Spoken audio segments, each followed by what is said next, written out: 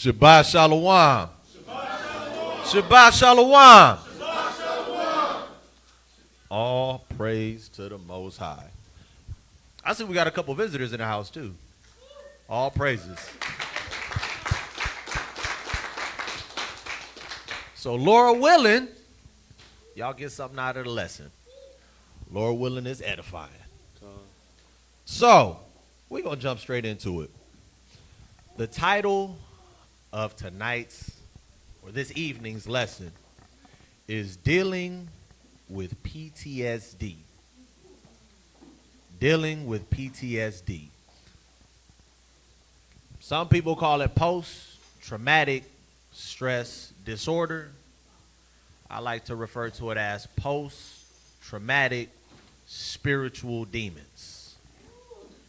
So, a lot of what goes on when we're talking about how we function, how we think, how we process things, the world likes to call it a disorder. The world likes to call it some type of mental issue, some type of cognitive issue. But the fact of the matter is, it's what the scriptures will refer to as having spirits or having demons. So from a more biblical standpoint, we're going to really talk about dealing with this disorder, what things that may cause this disorder, and how to, Lord willing, overcome this disorder or these demons or these spirits, right? So, let's go to the book of Matthew. Matthew chapter 28. And we're going to read verse 13. The book of Matthew 28. Mic check, mic check. 28 and verse 13.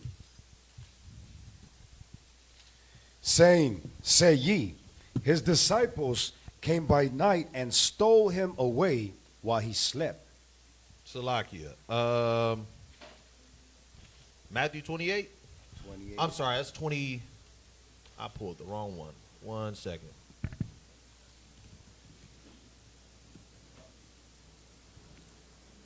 (24). Matthew 24 and verse 12. The book of Matthew 24 and verse 12. And because iniquity shall abound, Because wickedness and evil shall abound, come on, the love of many shall wax cold. the love of many shall wax cold. That's talking about friendships. That's talking about relationships. That's talking about the relationships between parents and their children. The love of everyone is going to wax cold. Now, why is this important? When we're talking about PTSD, what causes, I'm gonna give it over to the audience. What causes an individual to develop PTSD? A traumatic situation such as?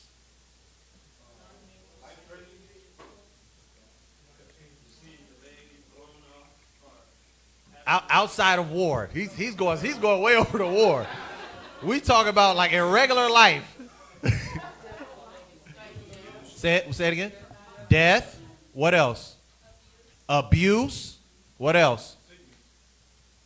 Sickness. Sickness causes PTSD. Well, it stress. Fear. Neglect. Pressure. The script. Read that again from the top. And because iniquity shall abound, the love of many shall wax cold. So when we're talking about PTSD, a lot of things, if we're talking about marriages, if we're talking about people that grow up and have trust issues and triggers and things of that nature, a lot of that is caused by some form of trauma. Being neglected as a child, being abused as a child, physically, verbally, emotionally. A lot of times, these are things that are like normal in our community. It just seems like, oh, that's just what it is.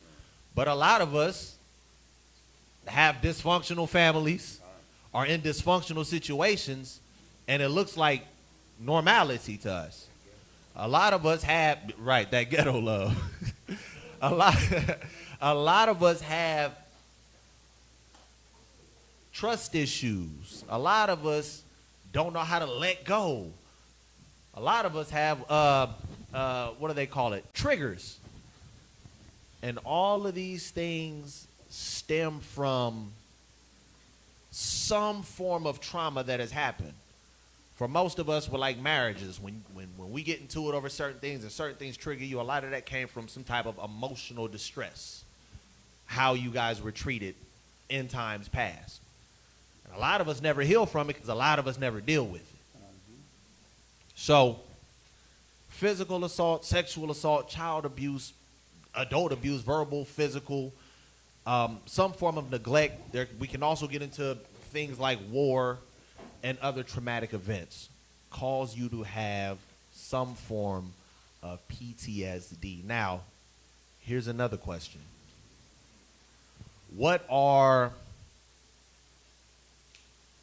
the telltale signs or the symptoms of an individual that may have PTSD?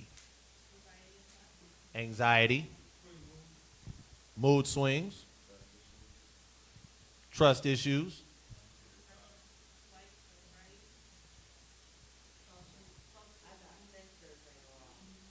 sensors. Okay.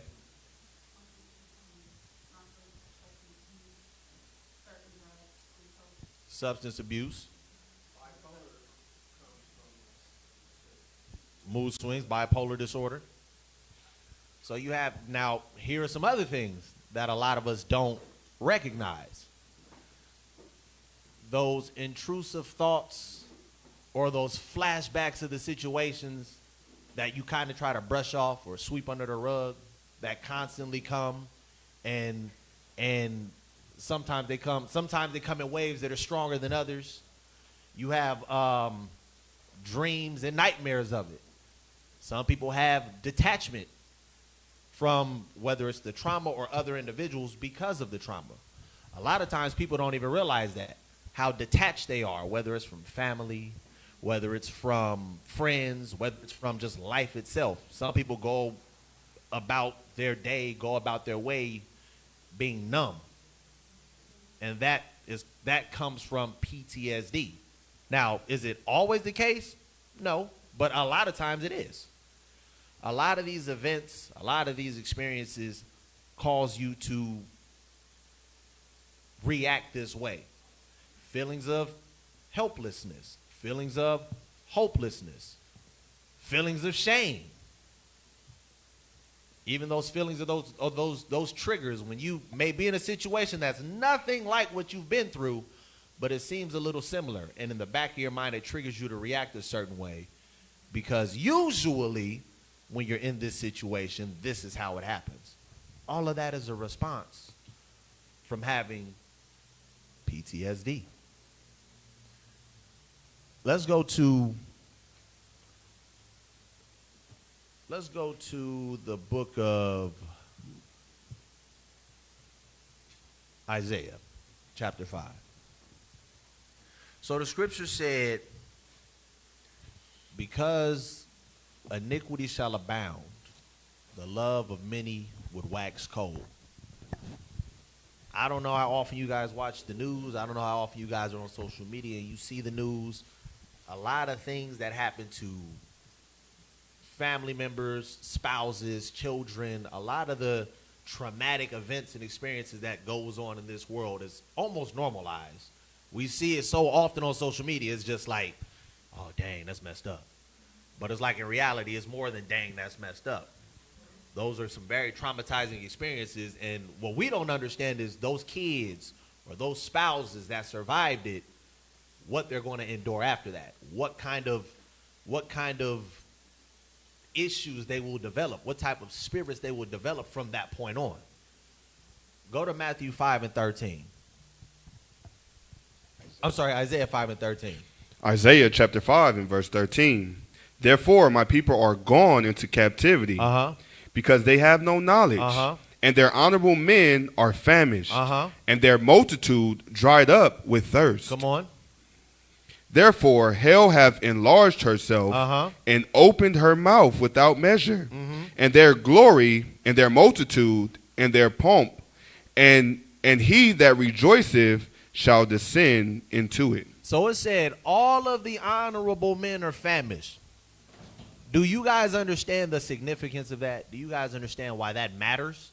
First off, what is a famine? It is a plague, but what does it cause? A lack of or a shortage of, right? It says the honorable men are famished. Why does that matter? What are the men supposed to be? Leaders. Leaders, protectors, providers, right? So if all of the honorable men, there's a shortage of them, what do we have left? Dishonorable individuals. So if there's no one here to lead properly,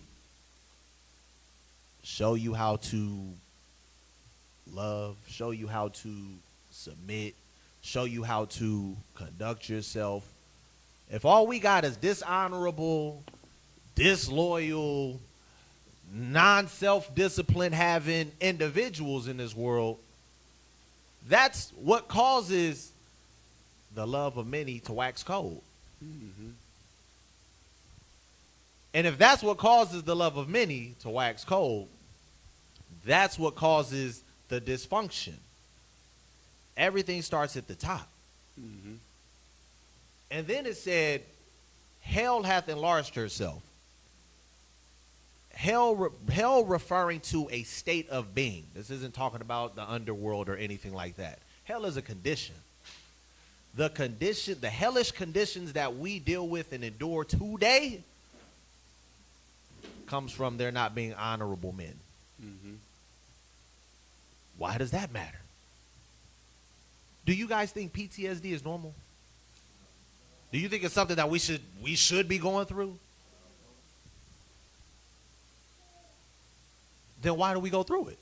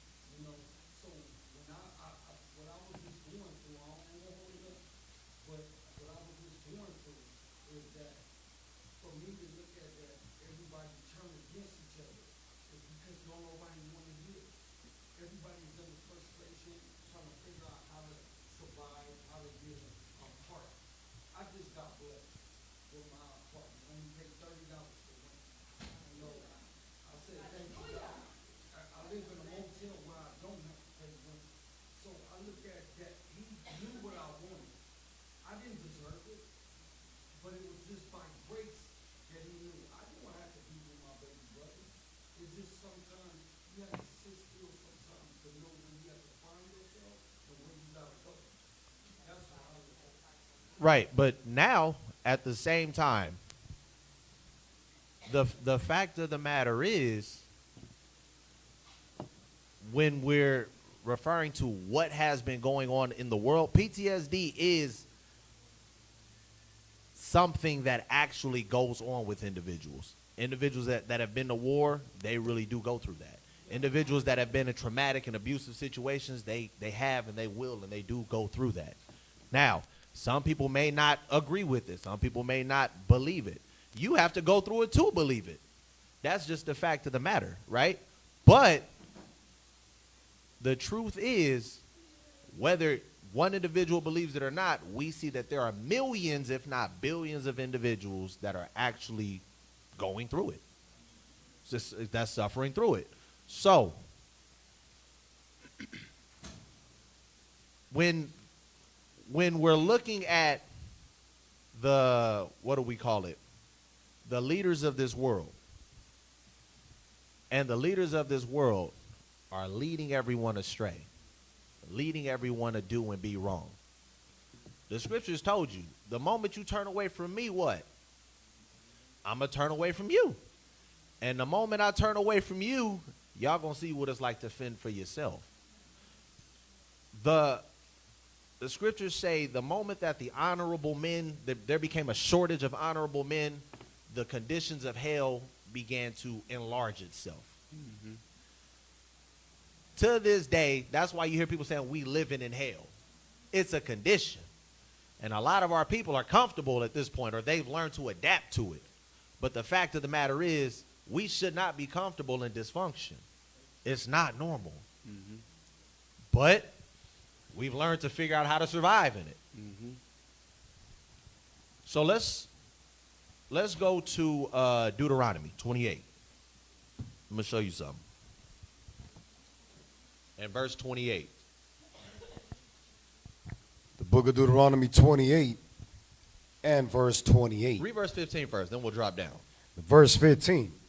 But it shall come to pass, if thou wilt not hearken unto the voice of the Lord thy God, to observe to do all his commandments and his statutes, which I command thee this day, that all these curses shall come upon thee and overtake thee. We talk about this all the time, the curses of Deuteronomy 28. A lot of people who took the time to read this will see who this applies to, right? So it said, if you disobey God, these things will happen to you. Read verse 28. The Lord shall smite thee with madness and blindness and astonishment of heart. The Lord will smite you with madness, blindness, and astonishment of heart. When you look into that, it's referencing you're going to be smitten with cognitive or mental disorders. You're not going to be sane. Mm-hmm.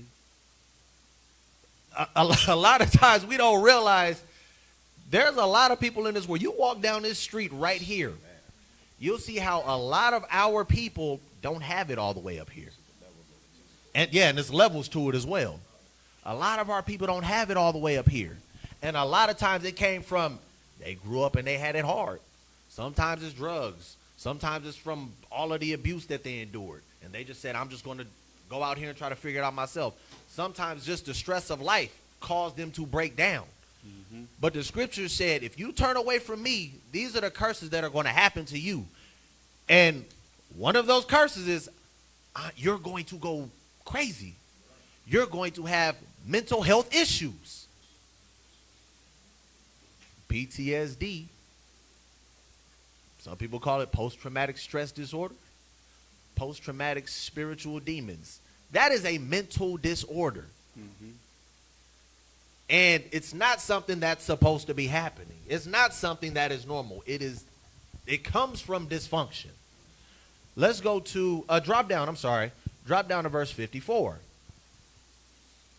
Verse 54. And then 56.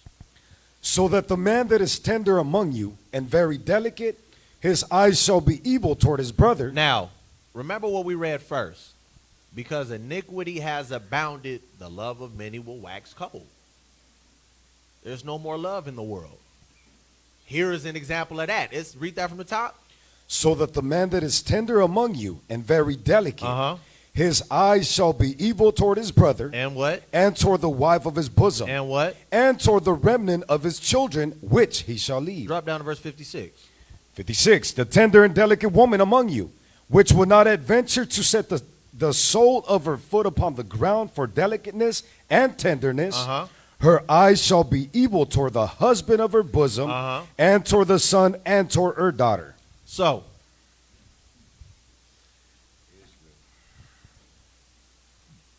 it's going to be dysfunction. It's going to be hatred. And hatred itself is just an emotion. But hatred causes actions. Hatred causes abuse, verbal abuse, physical abuse. Hatred causes neglect. Right? All of these things will cause you to react a certain way to them. And the moment you get out of those situations, if it was traumatic enough, is going to keep replaying over and over and over. That's just one form of the PTSD, right? These are just some of the causes. But the biggest thing is this. If we continue to move the way that we want to move, if we continue to move in sin, move in wickedness, move contrary to the Most High, move contrary to the Scriptures, hatred is going to continue to grow. Whether that's husband and wife, whether that's brother and sister, whether that's father and daughter, father and son, mother and daughter, mother and son, in-laws, whatever it is, the hatred is going to continue.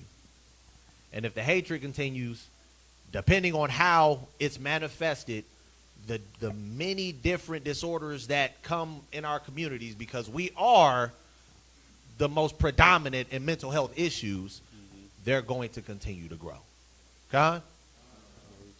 Go ahead. What you got? Verse 58. If thou wilt not observe to do all the words of this law that are written in this book, that thou mayest fear this glorious and fearful name, the Lord thy God, then the Lord will make thy plagues wonderful, and the plagues of thy seed, even great plagues, and long continuance, and sore sickness, and of long continuance. And that's the thing. People look at sickness as like, oh, I got a cold, I got the flu. No, mental disorder is a sickness. He said, the more you disobey me, the greater these sicknesses are going to be. And the crazy part is, a lot of people don't understand this. Let's say this is a room of about 80 people. There's about 50 of you guys being wicked. All 80 of us still getting judged. So some people will be like, well, why me?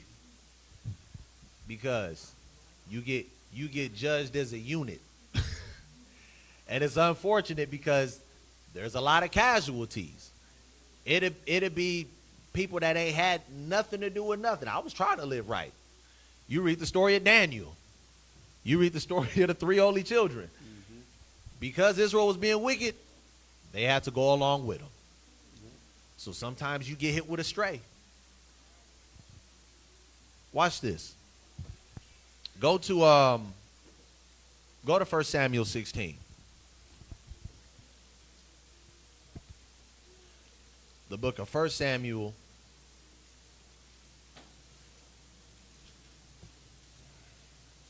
chapter 16. So when dealing with the causes of things like PTSD, and we're not talking about from like a war standpoint, we're talking about like within families. A lot of times it stems from hatred. A lot of times it stems from envy. A lot of times it stems from jealousy, which causes the neglect, which causes the different types of abuse, which causes whatever traumatic experience individuals have to endure, right? Go to, let's read that. 1 Samuel 16, start at verse 14. 1 Samuel chapter 16 and verse 14. Because here's the thing, before you read it. A lot of times we'll read the scriptures and we don't think about what it's really saying, right? A lot of people will be like, oh, this not in the Bible. That's not in the Bible. Yes, it is in the Bible when you understand the Bible. Mm-hmm. So let's start at verse 14. Verse 14. But the Spirit of the Lord departed from Saul, mm-hmm. and an evil spirit from the Lord troubled him. So a spirit from the Lord, an evil spirit from the Lord hit Saul and troubled him. Come on. And Saul's servants said unto him, behold, now an evil spirit from Yahweh troubleth thee. Mm-hmm. And let our Lord now command thy servant, which are before thee, to seek out a man who is a cunning player on a harp. Mm-hmm. And it shall come to pass, when the evil spirit from Yahweh is upon thee, that he shall play with it with his hand, and thou shalt be well. So there was an evil spirit on Saul. Saul felt heavy. He had a heavy, sorrowful spirit on him. Anybody know what that's called? Depression. Saul had a heavy spirit of depression on him. Now, here's a question. What was just going on not too long prior to this? No, that hadn't happened yet. Nope. They had just come back from war. Yeah, but not even dealing with that. They had just come back from war. I don't know many individuals that were actually in active war that had seen that trauma, that had seen that many bodies, that it don't mess with them. So here's the thing. The Lord had it where Saul was okay. Saul was disobedient. The Lord said, all right, I got you. He pulled his spirit away from Saul, and Saul went into a state of depression, which is also a symptom of what? PTSD. So, the spirit of the Lord left Saul. Saul had a heavy, depressed spirit on him. Saul then seeks out someone to help relieve that. He relieved it through music, which is a whole nother lesson, but it shows you that music in itself can heal. Music is powerful. Music has what we call spirits on it as well. I just came from a depression over everything I have, and I'm just going to say my testimony. Well, save it for after class. Save it for after class. No, it's just what you're talking about. I have this country that Okay. So now, and well, we're going to get into how to deal with it as well. So Saul went through, or was going through, his situation. They utilized music to help him overcome it, which again, whole nother lesson, but that shows you that music in itself has spirits, has influence. It can make women act a certain way. It can make men act a certain way. It can alter an individual's mood. People listen to certain songs before they start a game, before they go flock, before they go fight, all of these different things. Music has a heavy influence, right? But Saul was going through a particular state, that state of depression.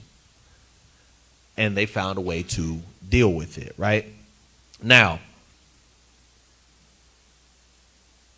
a lot of times when we hit these situations, a lot of times when we go through these situations, we're trying to figure out why are we going through these situations. Well, in its simplest form, there's two reasons why you're going through this. And I'm pretty sure y'all hear me say it all the time. It's either what?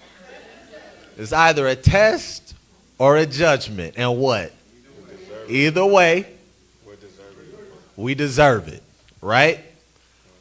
So, in its simplest form, because a lot of times people will be like, well, I didn't do nothing, or I never did this, or I always try to be this way, or I was only this years old, I was, whatever the case is, right? In its simplest form, the Lord is either judging you or the Lord is testing you. Go to Isaiah. Chapter 55. We're going to read verse 8 and verse 9. Isaiah chapter 55 and verse 8. For my thoughts are not your thoughts, neither are your ways my ways. So here's the thing. A lot of times we have an idea of how our life should be, what we should be doing. When we hit these bumps in the road, when we go through the trials and tribulations and the afflictions that we go through, we trying to figure out, why would this happen? This is not supposed to happen. Well, sometimes, what did Yashimai say? You have to have a test to have a testament. And a lot of things that we go through, if it legitimately is not judgment, there was a test that you were supposed to go through, deal with, endure, and come out stronger on the other side. So you could have a testimony. for other individuals, because the fact of the matter is other people are going through it. Other people are going to go through it. And sometimes we want to have control of our life. And the fact of the matter is, no matter how badly you want it, you do not have control over your life. So read that from the top. Verse 8, for my thoughts are not your thoughts. The Most High's thoughts are not your thoughts. So when you're going through these certain things and you got this trauma and this dysfunction and you're trying to figure out, well, how did this happen? Why is this happening? Your thoughts are not his thoughts. Come on. Neither are your ways my ways, Come on. saith the Lord. Read. For as the heavens are higher than the earth, so are my ways higher than your ways, and my thoughts than your thoughts. And that's what a lot of times we forget. A lot of times we'll be going through stuff, in our head we like, I shouldn't be going through this. Why am I going through this? If God exists, then why? It's all a part of his plan. We're nothing but pawns in his game. We are pieces in his game to make sure that whatever it is that he has for all of us, because everything he does has a chain reaction. You may be going through this because somebody else is going to go through this and you're going to be the one to help them through it. You didn't have anyone to help you through it, but you figured out how to deal with it and now you can help somebody else. It's a chain reaction. You're looking at it like, woe weighs me. He's looking at it as, I know what I'm doing. Sit back and relax. Go to Judges chapter 14.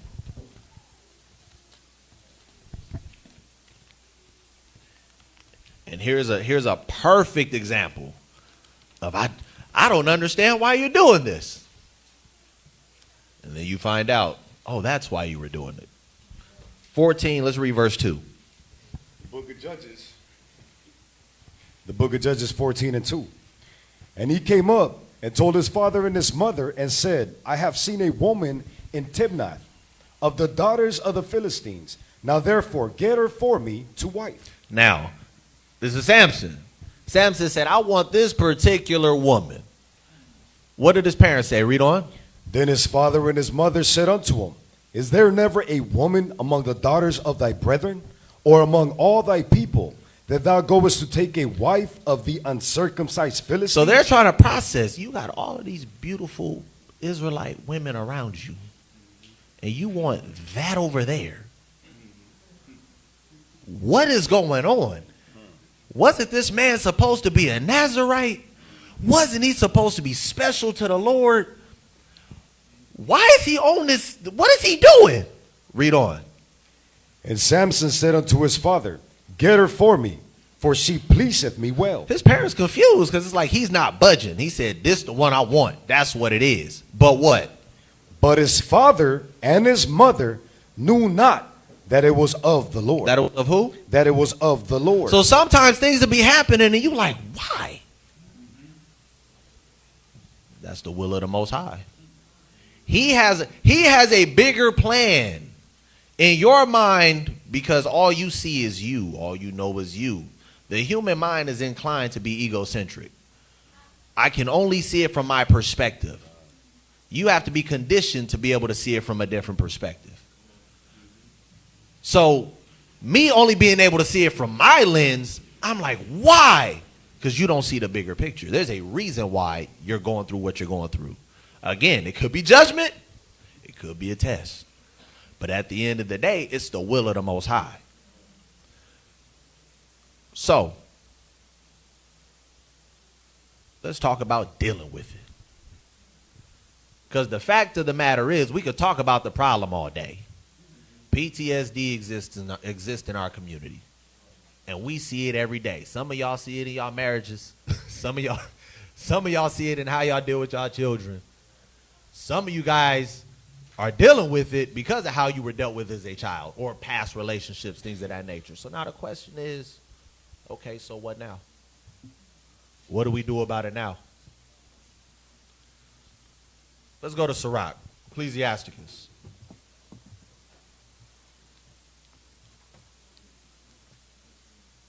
The book of Sirach. We're going to start at, we're going to read chapter 2, starting at verse 1. Sirach chapter 2 and verse 1. My son, if thou come to serve the Lord, prepare thy soul for temptation. Now, here's the thing. Trials and tribulations are going to hit regardless. Once you start trying to do and be right, trials and tribulations is going to hit harder. So it's telling you, when you come to start to try to do right, understand you about to get tempted. Come on. Temptation ain't just, something I'm lusting for. It can be, I'm about to lose the house now. It can be all of a sudden my kids want to go become unhinged. It can be all of a sudden something snapped in my husband or in my wife, and now they are absolutely adverse to everything that I want to do. Temptation is any form of a test that you're going to run into. And when you start trying to do right, a lot of times that happens. A lot of times the best people, the nicest people are the ones that get hit with the worst, what they call luck, with the worst fortune, right? It says, when you come to serve the Lord, prepare your soul for temptation. Come on. Set thy heart aright and constantly endure. So with what you're going through, you need to be able to withstand it. Gotta be able to endure, right? Read on. And make not haste in the time of trouble. Right, read. Cleave unto him and depart not away, Come on. that thou mayest be increased at thy last end. Verse 3 is the most important part right here. Come on. With whatever you going through, and this is easier said than done, because how many of you guys, before you guys came into a lot of y'all pretty sure got humble when you came into the truth. Y'all realized y'all wasn't in as control as you thought you were, huh? How many of you guys in the world, or when you guys were in the world, were like, I'm in control of what I'm doing? That's a question. Then you come into this walk, and no matter what it is that you try to do your way, you're like, it's not working. What's going on? The Lord is putting you in a position to show you, I'm in control. You not in control. And all you can do is come talk to me, so I can show you what it is that I want from you. Come on. So it said, all praises. So it said, cleave unto whatever you going through, whatever situations you endure. It said, cleave unto him, and don't depart away, that you may, and this is the part, that you may be increased in your latter end, or in your last end. Why does that matter? Because it's telling you, if you can make it through the dark tunnel, there's light on the other side. But you got to be willing to endure. A lot of people, when all of that stuff starts to happen, you ready to give up. Whether that's give up on his walk, whether that's give up on life, whether that's give up on your kids, whatever it is. You got to fight them demons. You got to fight them demons. But if you decide, I'm going to let them win,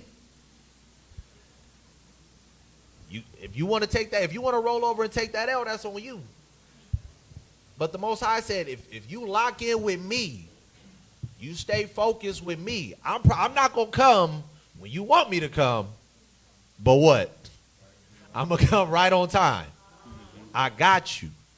It said, cleave unto him and depart not away, that thou mayest be increased at thy last end. If you make it through this, that test is going to be your testimony. Whether it's your family blossomed, or whether it's you can help somebody else in a situation, or whatever it is, if you can come out on the other side and endure, you good. Go to Matthew.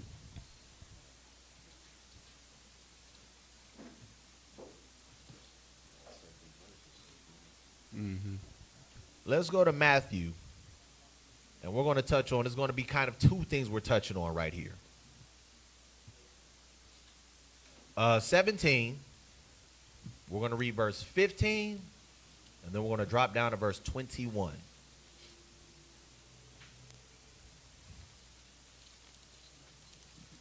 (17 and 15). book of Matthew 17 and verse 15. Lord, have mercy on my son, for he is lunatic and sore vexed. For oft times he falleth into the fire and oft into the water. Drop down to verse 21. 21. Howbeit this kind goeth not out, but by prayer and fasting. Now, again, they look at it like this man has a demon. This world causes something else. Actually, when you go into that word in the Greek, it references that he had what we know as epilepsy. So he was having epileptic seizures. So he would fall out, whether it was in the fire or the water, he would start seizing. They called it lunacy, or he was a lunatic. He was an epileptic. Now, why does that matter? Why did I bring that up? While epilepsy is a cognitive disorder, one of the things that can influence seizures, epileptic episodes, is PTSD, intense stress, excessive stress. It can literally cause, a shift or an alteration in your brain. You can also get that, right? Now, they said, Christ, how was you able to fix this? He said, the only way you can pull something like this out is by what? Fasting and prayer. Now, to the average person, that sounds stupid. But, watch this. It says, and this is from epilepsy.org, other research found that people with certain seizure types had less of them during periods of fasting. Another study involving a small number of people with epilepsy found that they had fewer seizures while fasting. These were Muslims during the time of Ramadan. Now, watch this. Managing epilepsy from the Epilepsy Foundation. People who have experimented with relaxation and other stress reduction techniques, such as yoga, have reported a subsequent drop in their number of seizures. Stress management cannot replace medication, allegedly, but taking steps to reduce stress may reduce seizure frequency. Fasting and praying, fasting and meditation can help heal your brain, can help heal your disorders. Now, watch this. How many of us do a lot of fasting and praying?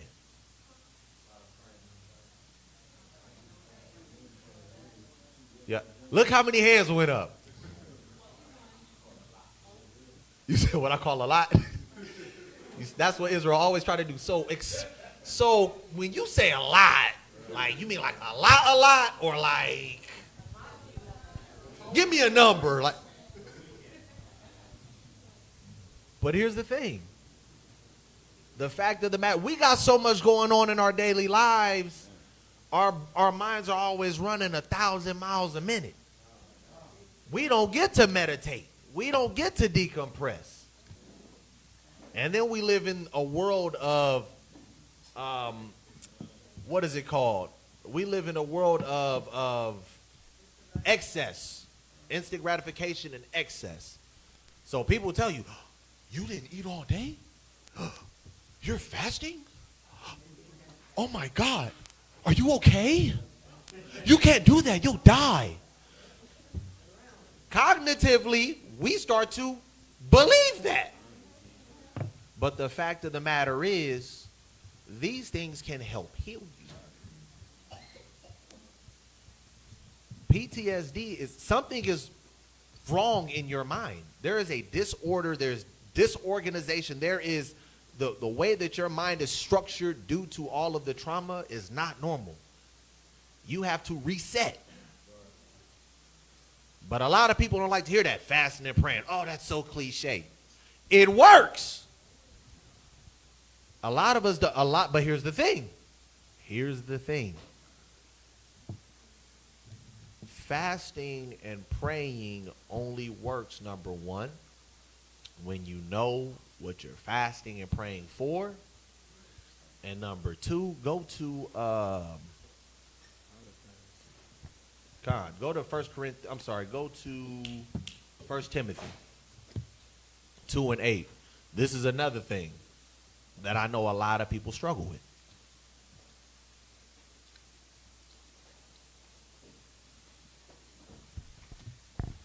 The book of 1 Timothy 2 and verse 8.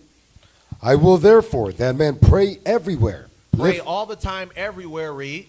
Lifting up holy hands. Come on. Without wrath. Without wrath and what? And doubting. Without what? Without wrath and doubting. Without wrath and doubting. How many of y'all be praying and in the back of your mind you be like, man, Lord probably ain't gonna answer that. Man, I know I ain't been on top of it. Man, what if he don't? Man, but what if you don't want it for me? Man, it's probably not. How many of y'all do that? There's about 4 of y'all that's honest in here. You said after the prayer?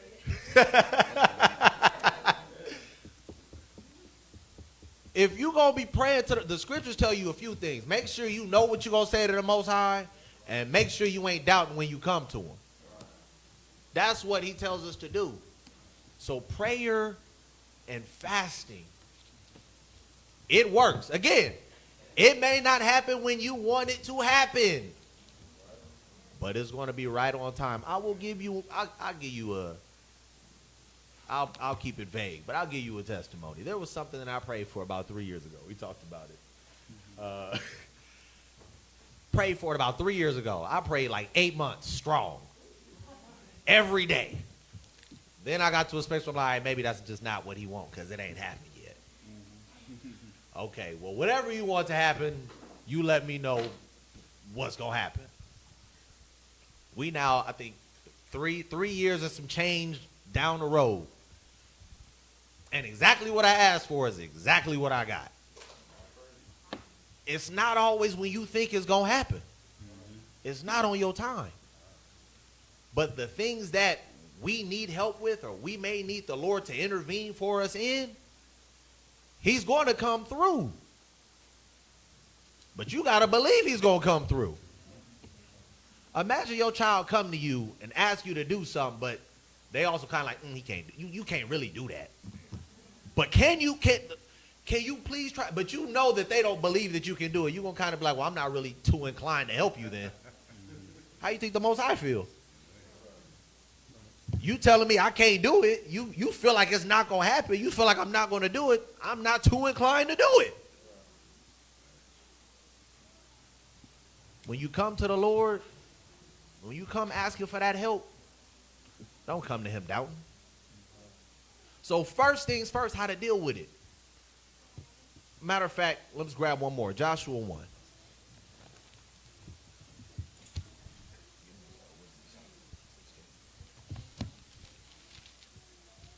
Joshua 1 and 8. Joshua chapter 1 and verse 8. Verse 8. This book of the law shall not depart out of thy mouth, but thou shalt meditate therein day and night, that thou mayest observe to do according to all that is written therein. For then thou shalt make thy way prosperous, and then thou shalt have good success. When people hear success, they think like financial success. Oh, I'm rich, or whatever the case is. But more than that, when you are happy in the space that you are in, when your marriage is the way that you would like it to be, when your children are the way that you want them to be, when your spouse is what you want them to be, that is success. Come on. The scriptures say if you meditate on this word, you focus on this word, you will have that success. When you don't focus on this word and you decide you want to start doing wrong, living wrong, it said that there was going to be a famine of leaders. And with that famine of leaders, everyone being taught and being led astray, we would end up in hellish conditions, cursed conditions. So meditating on what it is the Most High wants for us and wants us to do is going to help with situations like different forms of mental disorders. Why is that? I'll give you an example. The Sabbath. Scriptures say to keep the Sabbath. Out in this world today, especially in California, people got to work 6-7 days a week just to make ends meet. Unless they were in a blessed situation, they were gifted a home or whatever the case is. Most people to make ends meet is working pretty much every day, right? Okay. So at what point do they get to decompress? After work, they still got kids that they got to deal with. They got sensory overload now. My kids want to be bouncing all off the wall. I just want to sit on the couch for a minute. I just want to sit in my car for a minute. But I can't. So your stress levels is here. At what point do you get to decompress? Well, the Lord told us on the Sabbath, you get that reset. You get that renewal. That's just one. Let's also talk about what the law tells us to do as it pertains to dealing with our brothers, dealing with our sisters. There is a way that we are supposed to deal with one another. There is a way that we're supposed to love one another. Do we see that today out here in the world? There is a way that children are supposed to deal with their parents and reverence their parents. There is a way that the parents are supposed to deal with and love their children. Do we see that today? There's a lot of neglect. There's a lot of abuse. Quiet is kept. That people mask is, oh, that's tough love. No, you're abusive. But that's normal. Not understanding that you're harming your spouse or your children. But it's normal. Dysfunction is normal, but it's not supposed to be. But if we would just adhere to the laws, a lot of that dysfunction would be eradicated. So first things first, seeking the Lord, crying out to the Most High. Prayer and fasting can help you overcome these spirits or these disorders, as they call it. But these spiritual demons, you can overcome simply prayer, fasting, meditating on what it is God wants for you and from you. Watch this, because read Wisdom of Solomon 16. Wisdom of Solomon chapter 16. Let's read verse 12. The book of Wisdom of Solomon 16 and 12.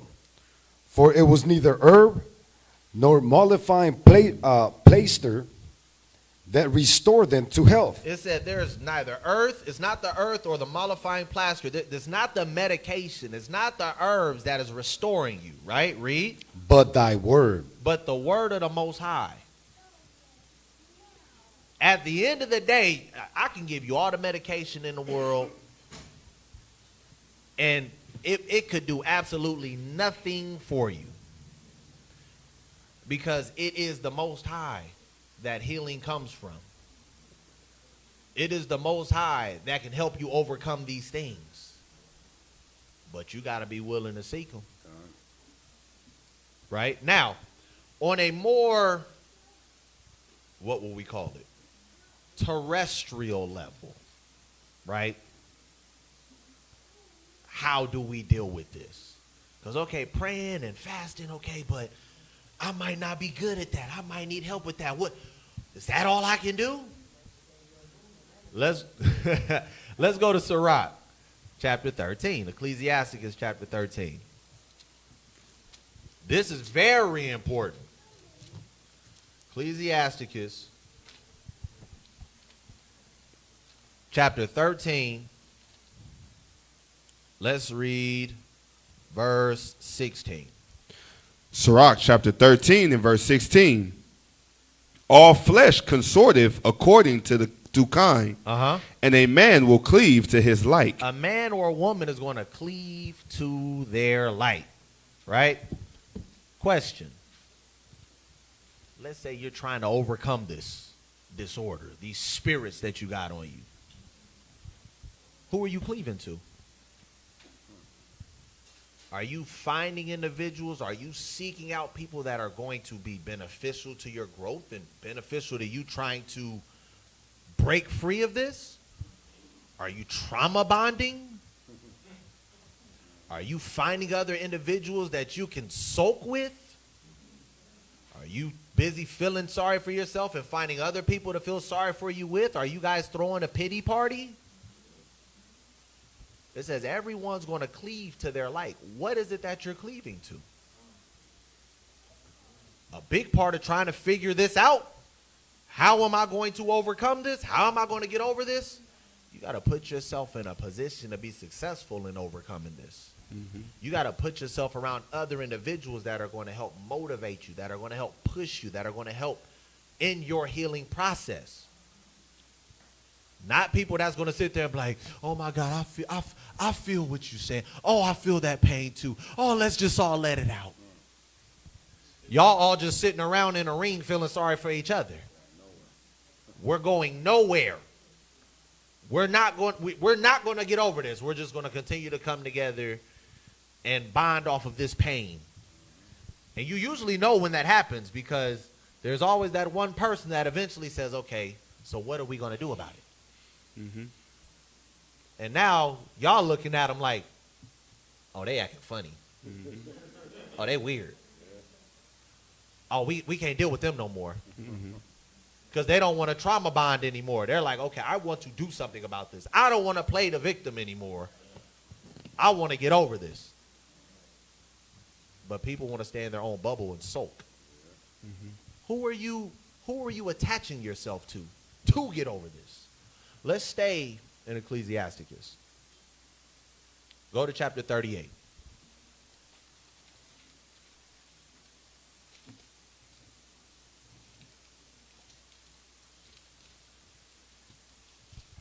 Let's read. We're going to start at verse 9 and we're going to read down to verse 15.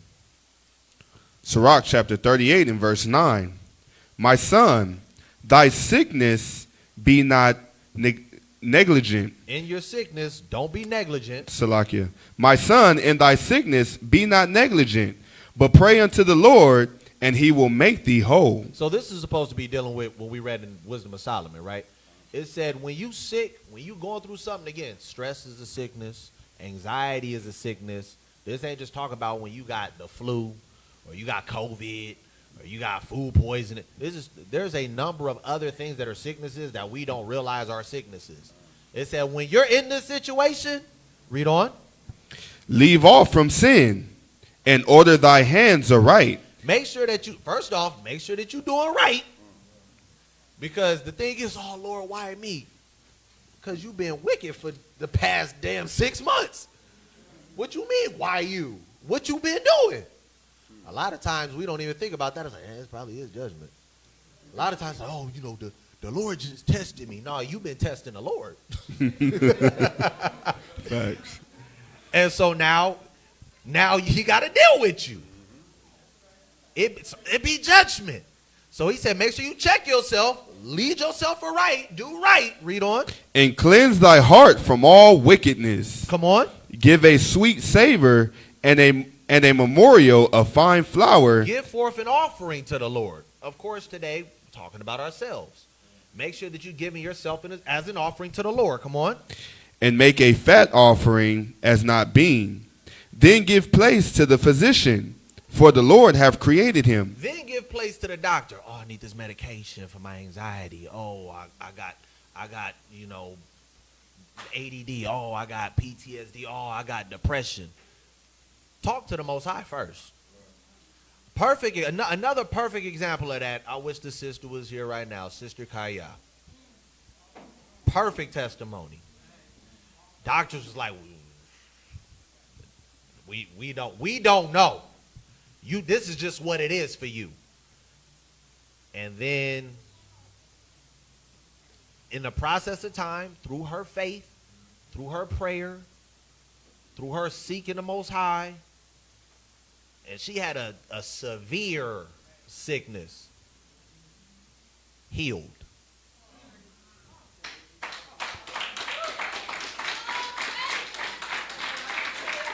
And here's the crazy part. That was one of them ones that is like, yeah, couldn't nobody else have done that.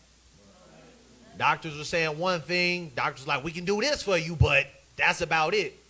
The Lord came in and healed her completely. So the scriptures are telling you, understand what the Most High can do. A lot of us, because we have lacked faith so much and for so long, we'll be praying. It's like, that's not going to happen. And then sure enough, it don't happen because in your mind, you said it's not going to happen. We'll talk about that in a minute too. You said it's not going to happen, so guess what? It didn't happen. But the Most High can and will make you whole. Can and will heal you. Said, check your spirit first. Then come holler at me. Because I don't care what the doctors prescribe you. Mm-hmm. I could make it to where you're allergic to it. I could make it to where all of those the negative side effects that said you will acquire, I'm gonna make sure that those are magnified in you. That medication ain't gonna be worth it. I'm the one it's gonna make you worse. I'm the one that can fix you. Mm-hmm. You need to come to me first. Otherwise, watch this. We don't need all of that. Drop down to verse 15. Verse 15. He that sinneth before his maker, let him fall into the hand of the physician. You at the doctor, they prescribe. They know what's going on with you to a T. They prescribe you whatever medication, whatever treatment, whatever, and guess what? You still die. We did everything right. It's not true. It's not their call. A lot of times we put more faith in the doctor than we do in God. That's a problem. Mm-hmm. Because at the end of the day, the doctor can do every single thing right, and you still die. And it doesn't work. Because it's not their call. The doctor can do everything wrong, and it still work. And you still because it's not their call. Again, Sister Kaya is the perfect testimony. Miss All Praises herself is the perfect testimony for that. Go to Proverbs. The book of Proverbs. I forgot to hit that. I wanted to get that. So going back to what people would feel like is more, I guess, realistic. What are you cleaving to, right? Proverbs 11, verse 14. Proverbs chapter 11 and verse 14. Where no counsel is, the people fall. So when you don't have counsel, when you don't have advisors, when you don't have people around you to help you, you're going to fail, you're going to fall. Come on. But in the multitude of counselors, there is safety. When you have a solid circle, a solid group, a solid team, there's power in numbers.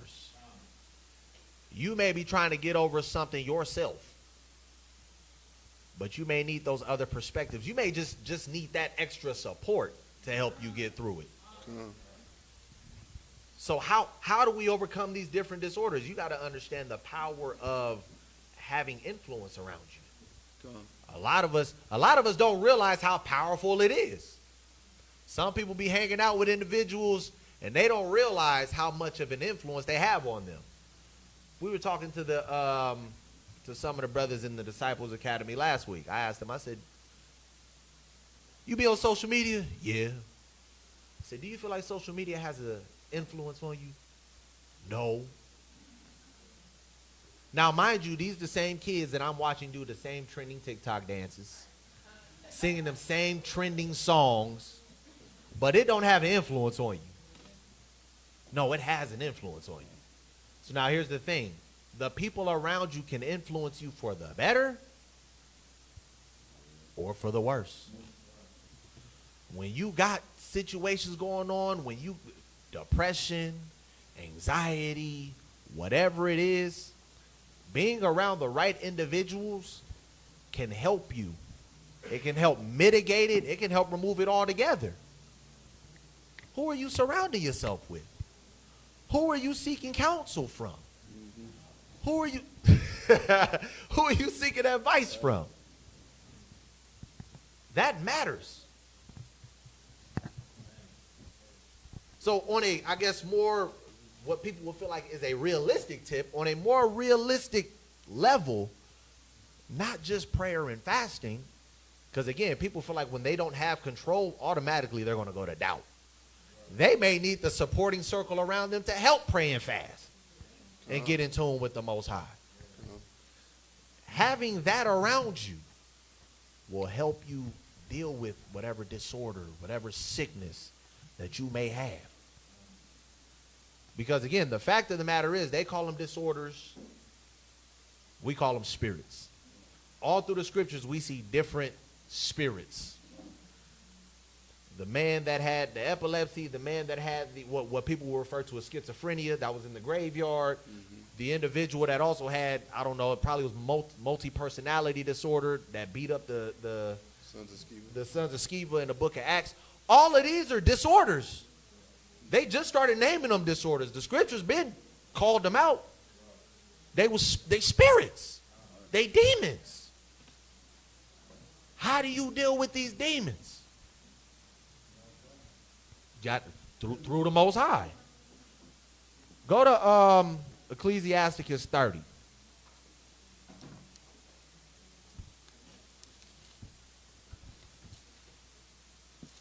Chapter 30. Let's read verse 21. This is a big one.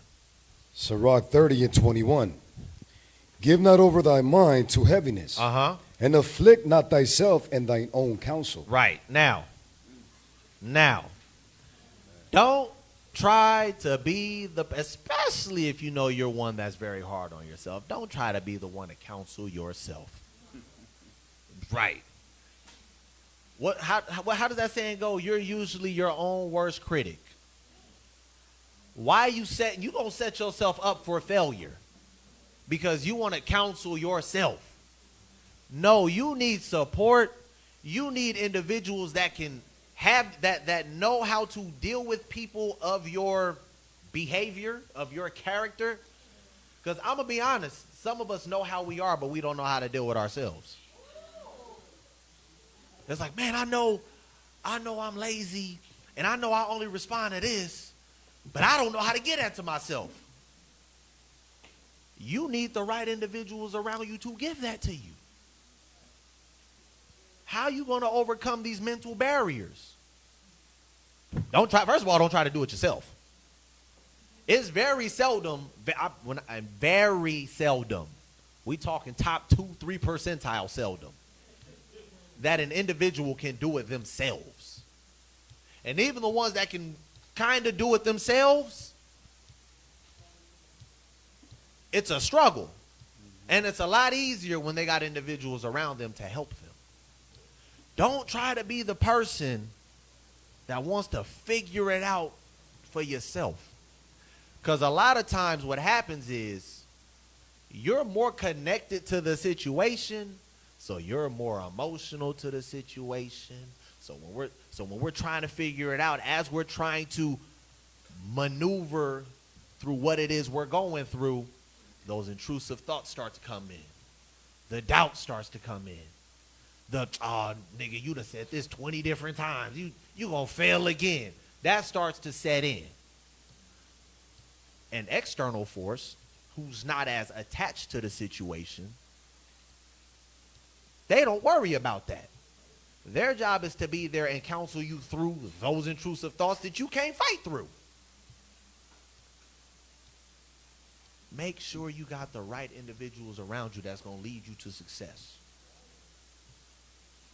I use this analogy all the time.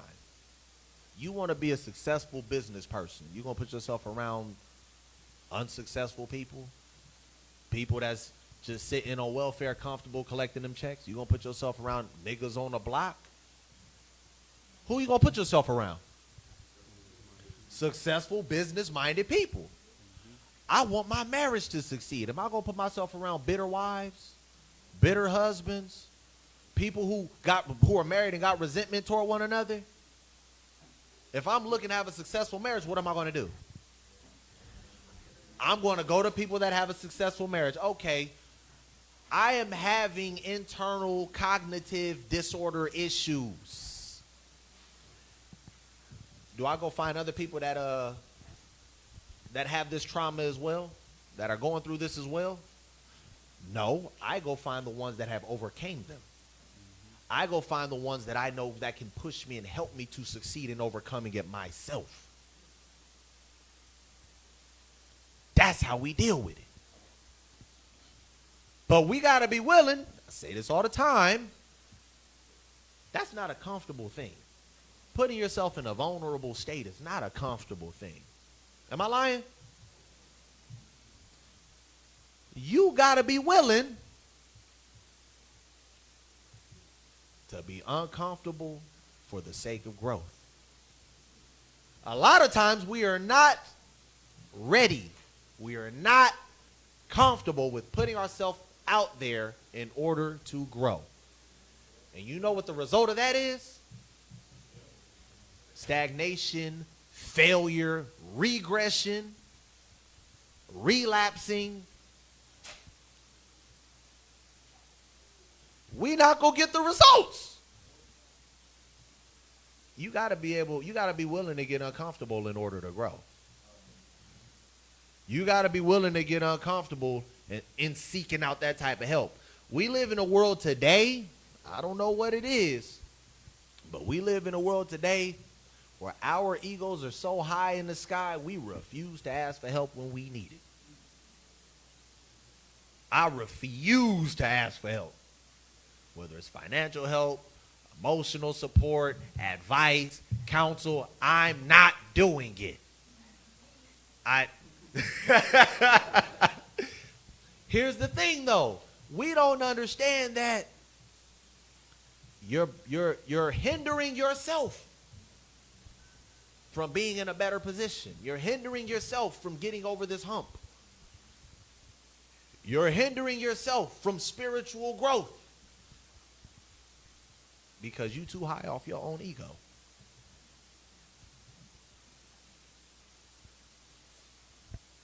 Go to Proverbs 23. Proverbs chapter 23.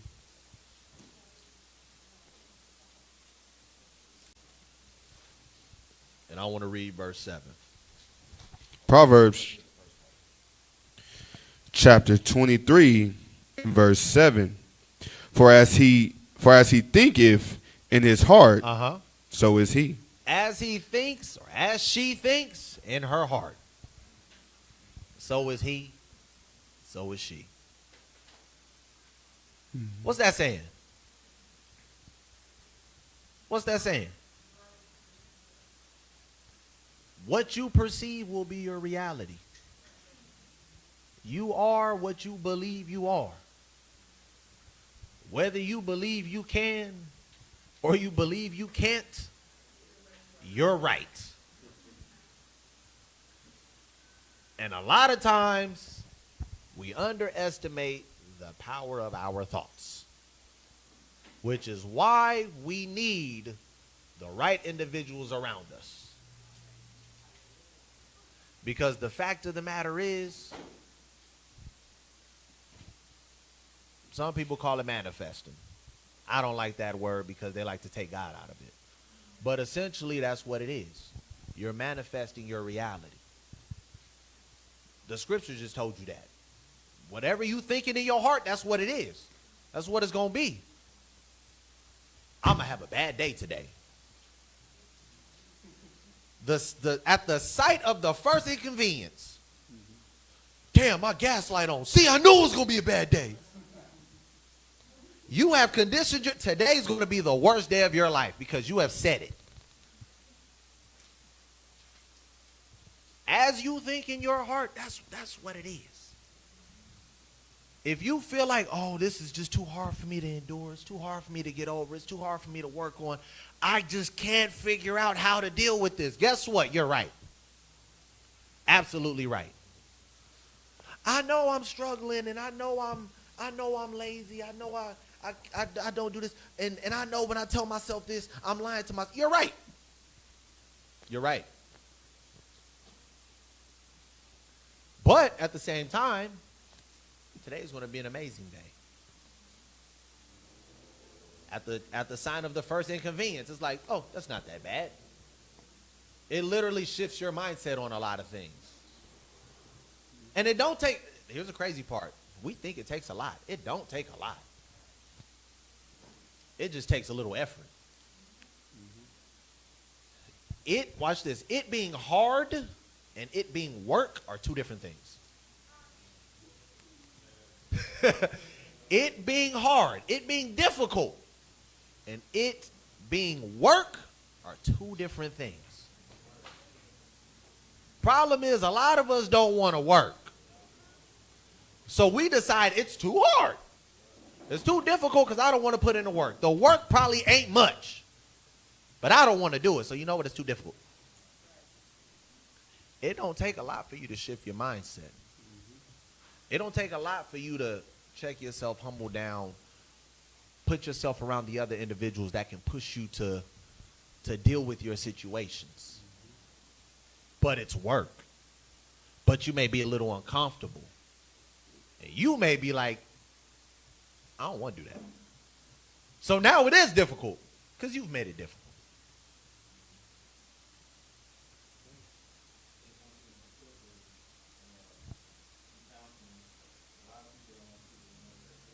Mm-hmm.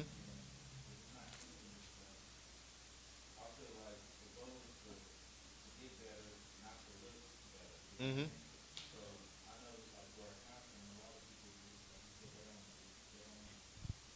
They don't want to look a certain way, right? Right. Because people are more concerned with externally their image than actually getting it together. In the multitude of counselors.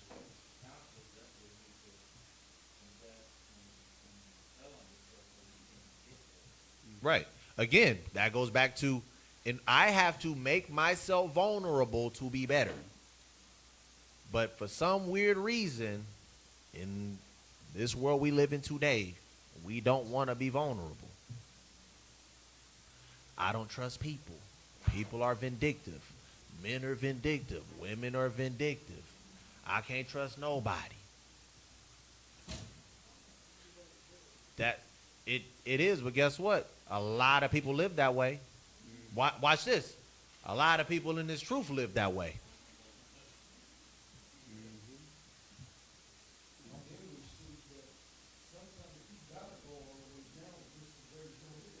You do.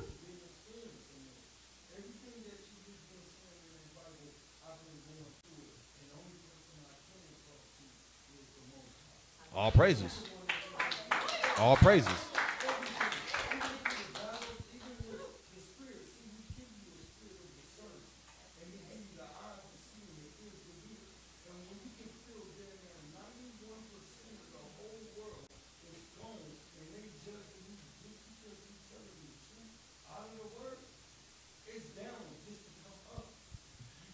And here's the thing, right?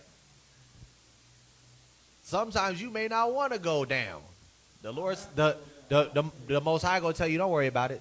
You don't want to do it? Yeah, don't worry about it. You don't want to do it, I'll make you do it.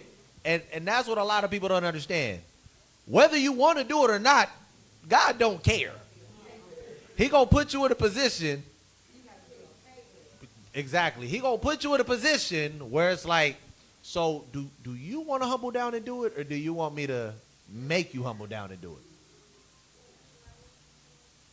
And the truth of the matter is, a lot of people will sit there and try to ignore that warning. Say, listen, either you do it, or I'm gonna make you do it.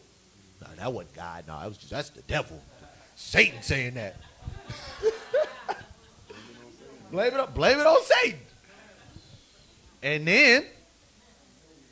then you end up in that situation. You end up thinking that you know better than God. He said, I got you, don't worry about it. And now you own your pockets, rock bottom. And you sitting there confused. He tried to warn you. He tried to tell you. don't be afraid. And of course, here's the caveat, not just to anyone, of course, but don't be afraid to be vulnerable. Find those individuals that you can trust, that has your best interest at heart. Not your feelings. Not your feelings, because them is the ones that ain't going to give you the honest critique. I know that's going to hurt you. I know that's going to hurt. I know you can't take that. No.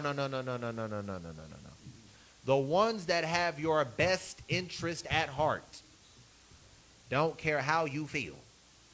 They want to make sure that you succeed. Find those individuals.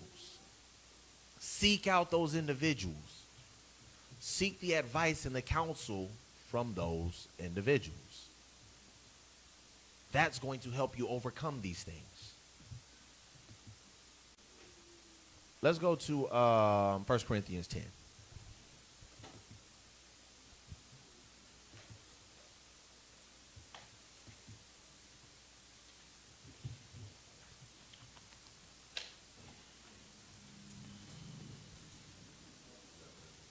Verse 13.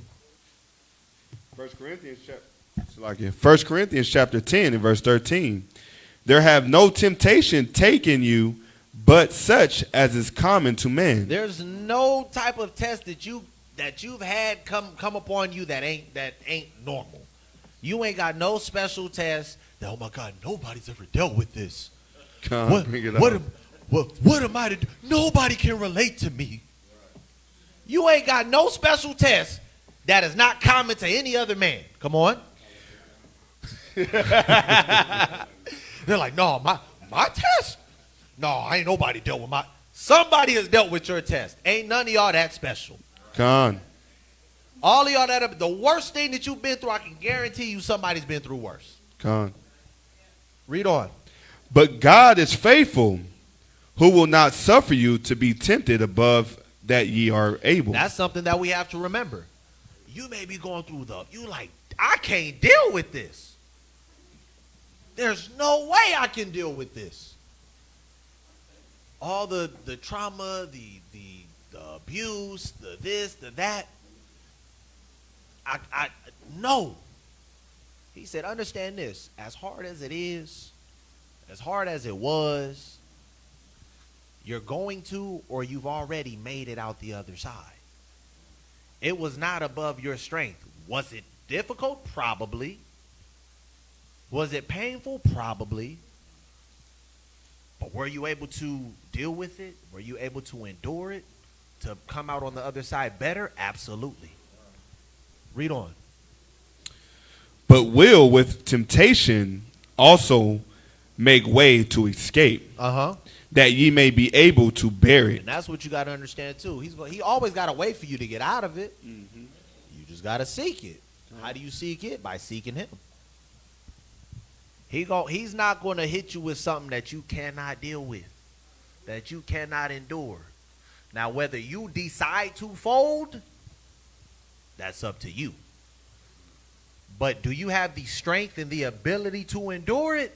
Absolutely. The Most High is not going to put you through something you're not able to deal with. And again, a lot of what we go through first off, yes, we deserve. And second off, it's either due to what we've done and it's a judgment, or due to something that he has in the bigger picture as a test to become a testimony. It's one of the two.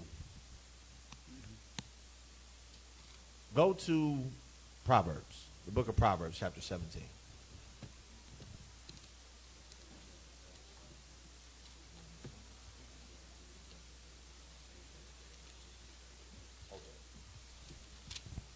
Actually, let's get that right now. Proverbs 24 and 10. The book of Proverbs 24 and 10. If thou faint in the day of adversity, thy strength is small. So this is talking about your faith. It said if stuff get rough and you faint, you can't hold it, you folding, that's showing you that you're not as strong as you thought you were. Not right. The scriptures tell you no matter what you go through, cleave to the Most High. People in their mind be like, I believe in God. Then they start getting slapped around. You believe, huh? Let's find out. You start getting hit with judgments. You start getting hit with tests. And you're like, dang, why me? Man, if God existed, then why? If God was looking out for me, then why? It's like all of that faith you claim you had. Then life get hard and you start getting hit with certain things. All of a sudden, you find out your faith is small. You got to be willing. This walk takes a lot of endurance. Life itself, because of where we are today, takes a lot of endurance. Like we read early on, a lot of what we are going through right now is because of all the hatred that we have toward one another. All of the dysfunction in our community amongst our people is because of the hatred that we have toward one another. And the hatred that we have comes from the curses that were placed on us. And the curses that we go through come from our disobedience to God. At the end of the day, that's the root of it. And here's the crazy part. Some people still don't understand the severity of those curses. It talks about mental disorders. It talks about broken homes. It talks about poverty. It talks about whether we in the cities, whether we out in the fields, everywhere that we are we're going to be cursed. We're going to be the lowest of the low. It talks about slavery, all of this stuff which was written, I don't know what, 3,000 years ago, completed 3,000 years ago. Deuteronomy itself was written probably like 8,000 years ago. And it was just translated recently into English. It said all of these things were going to happen. And to a T, it has happened. And yet we still lack faith in what the Most High says. Like clockwork, slavery happened. Like clockwork, he said, y'all gonna be smitten with madness, blindness, and astonishment of heart. Y'all gonna have mental disorders. Y'all gonna be smitten with what is it called? Another word for madness, insanity, mental issues, mental health issues. Mm-hmm. He laid it out for us, and it happens to a T. And yet we still don't understand how severe it is for us to obey God.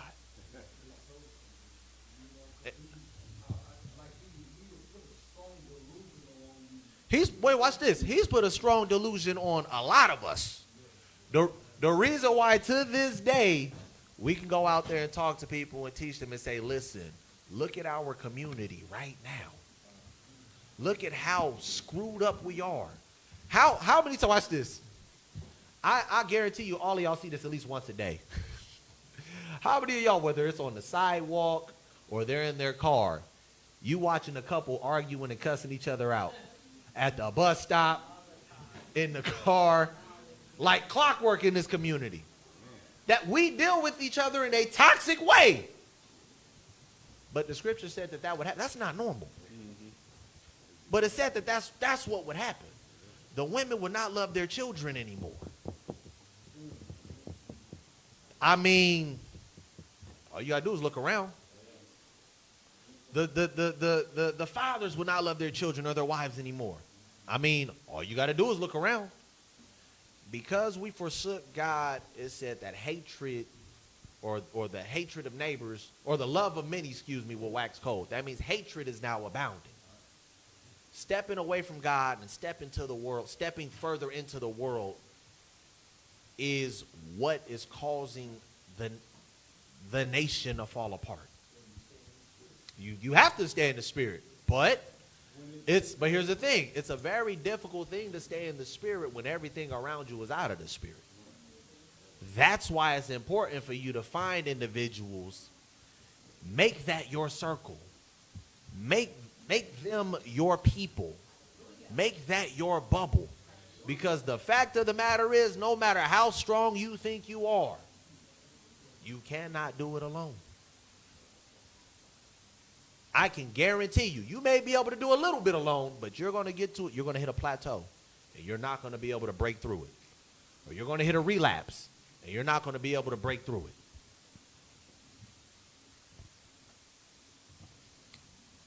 You're going to find out when you start getting hit with tests how strong your faith is. Give me that Proverbs 17:17. Proverbs. Oh, go ahead. Okay. Go ahead. Proverbs chapter 17 and verse 17. Come on. A friend loveth at all times. Your friend is going, a real friend is going to love you at all times. Watch this. And a brother is born for adversity. Your brother and your sister is born to be your support during times of adversity. Come on. When you're going through those things and you feel like you ain't got nobody, it ain't got to be your physical brother. There are certain people like the scriptures talk about Jonathan and David. Their souls were knit. They were like this. They were brothers, but they weren't literal brothers. Find your brothers and your sisters that want the best for you. Find your brothers and your sisters that you know are not only willing or not only able, but willing to help you through these different types of adversities. Because the fact of the matter is, I don't know how many of you guys will admit it, but I can guarantee you at least 50% of the adults in here have some form of mental health issue. Guaranteed. Some form of post-traumatic spiritual demon on them. Guaranteed. Find your circle to help you heal. Find your brothers and your sisters to help you grow and help you heal. Now, let's go to the book of Ecclesiasticus. Ecclesiasticus. Now, this leads into, because again, like I said, we deal with a lot of dysfunction. A lot of dysfunction in this world. Family dysfunction. Friend relationship dysfunctions. It's normal, right? And there are individuals that the reason why we are the way that we are, the reason why we have these mental health disorders, this trauma, is because individuals have done us away. How do we deal with that? Some of y'all just like, cut their ass off. It's just what it is. I mean, that's one way to deal with it. But here's the thing. The scriptures talk about how you deal with individuals that have done you wrong. And it's a lot easier said than done. Let's not act like it's easy. But the more that we strive to be spiritual, the more that we strive to obey God, the harder we have to try to execute these things. Let's read the book of Ecclesiasticus, chapter 28.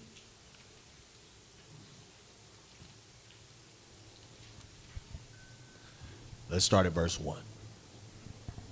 The book of Sirach 28 and 1.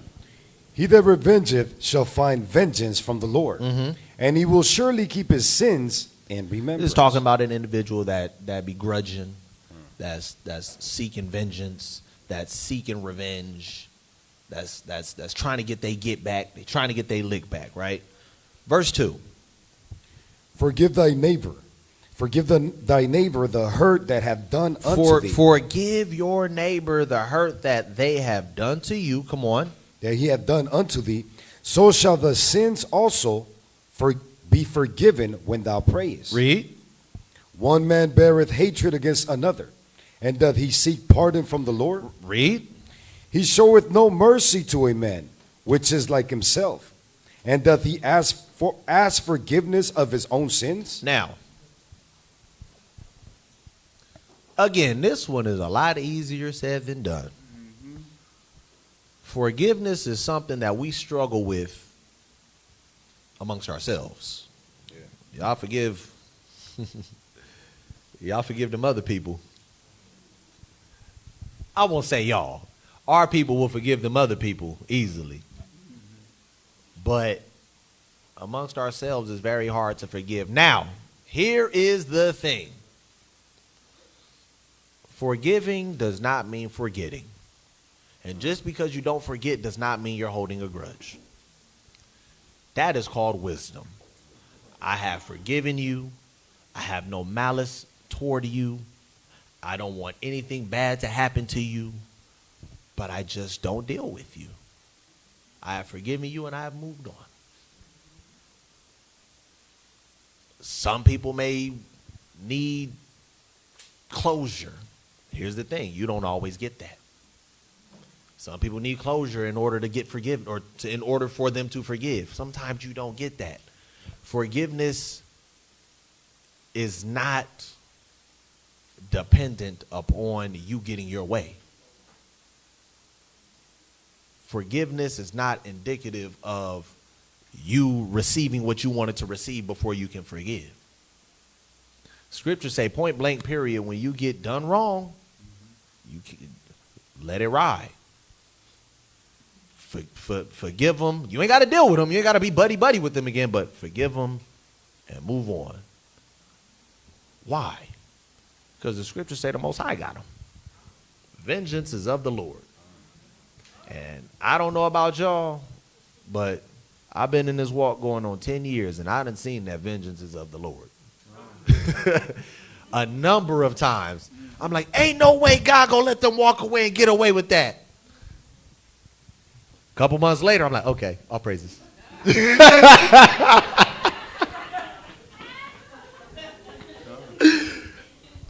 I got to repent, because then I'll be like, maybe I didn't forget him like I thought I did. But the truth of the matter is, scriptures tell you God's hand is not slack. His judgment ain't slack. I use this analogy.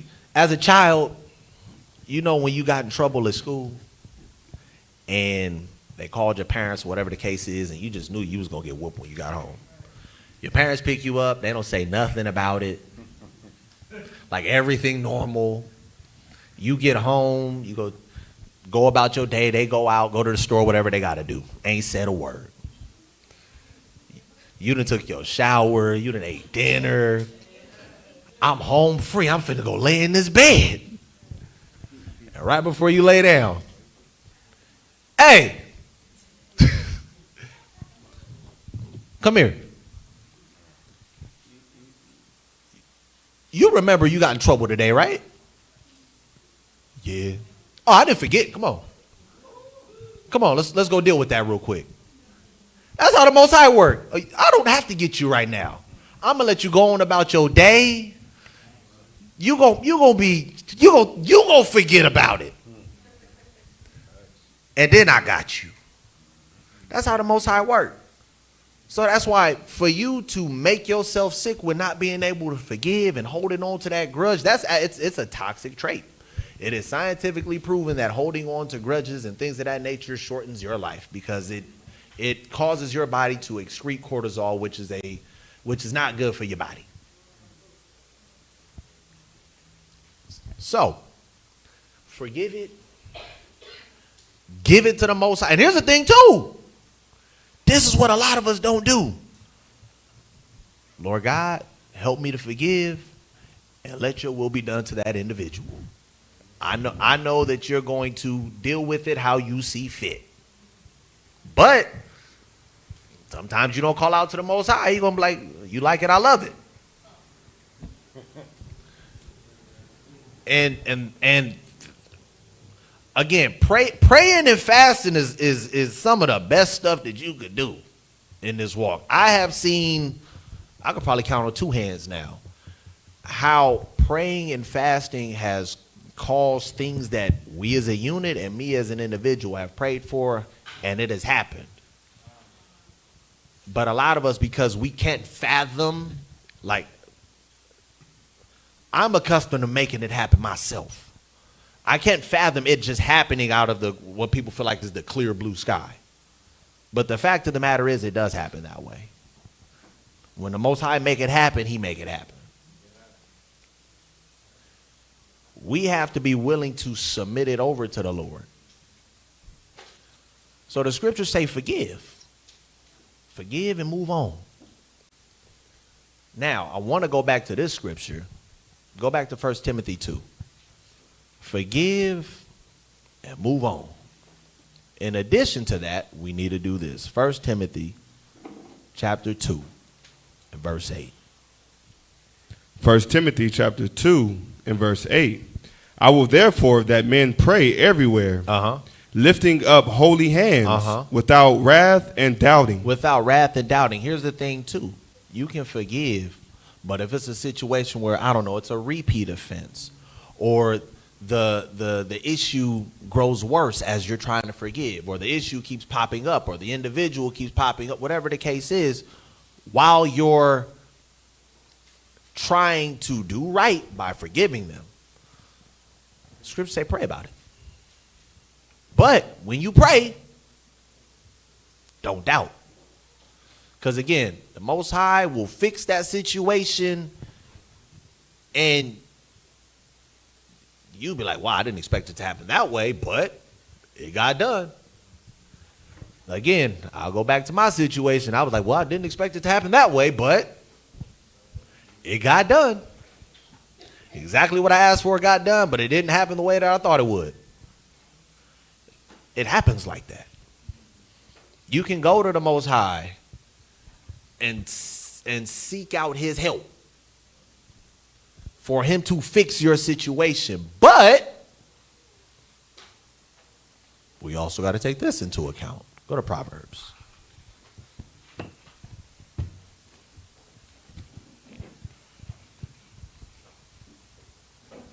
Chapter 28, verse 9. We also got to take this into account too. Proverbs chapter 28 and verse 9. He that turneth away his ear from hearing the law, even his prayer shall be abomination. So we could talk to God all we want, but if we ain't listening to him, he like, what you talking to me for? I take it back to the analogy of a parent. Your child ain't do nothing you asked them to do. And now they coming up to you asking you for a favor. Asking you for some money. Asking you to take them somewhere. Asking can they have their iPad. Asking can they go outside. What's your response going to be as a parent? They're like, wait a minute. Depart from me. You'll be like, wait a minute. Let me go in this kitchen real quick. Floor's still dirty. She felt that one. Floor's still dirty. Dishes ain't washed. Let me go check your room now. You ain't did nothing that I asked you to do. And now you coming to me to help you. The reason why God gives us kids, the reason why God gave us a spouse, is to show us how we make him feel.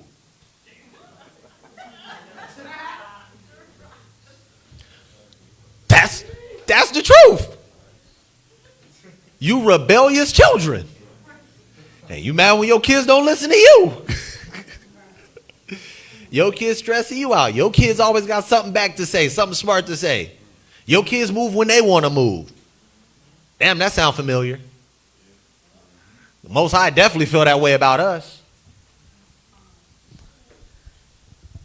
When we're seeking out the help from the Lord, we need to be making sure that we are putting ourselves in a position to be heard by the Lord. If we not, you're wasting your breath. Because here's the thing, the Lord can do it, but it's kind of up to you whether he will do it.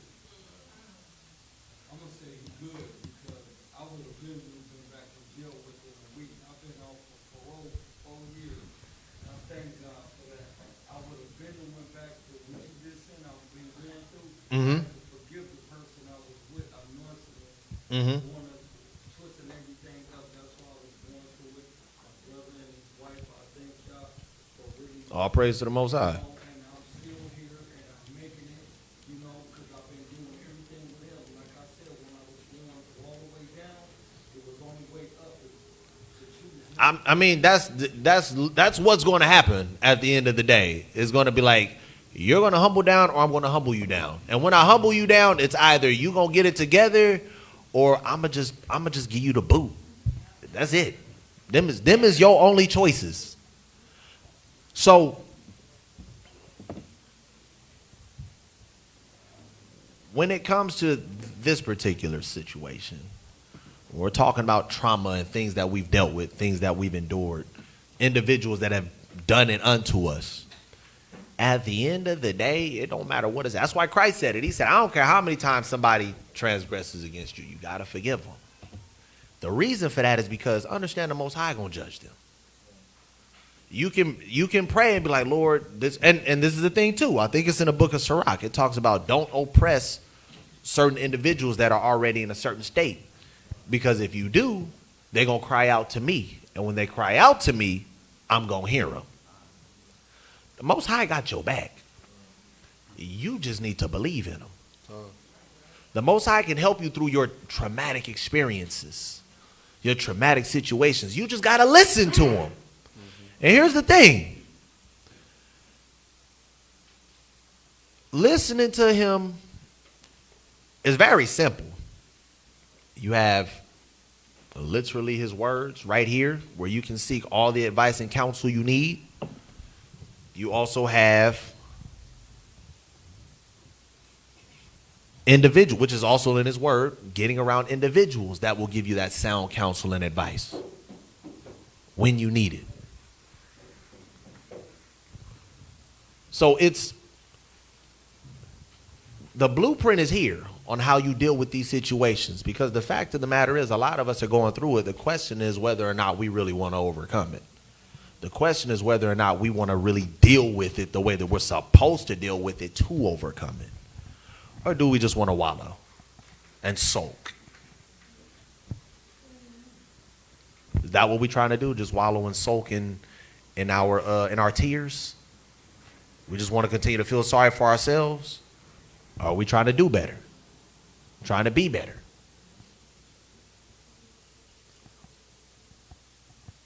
Most High willing,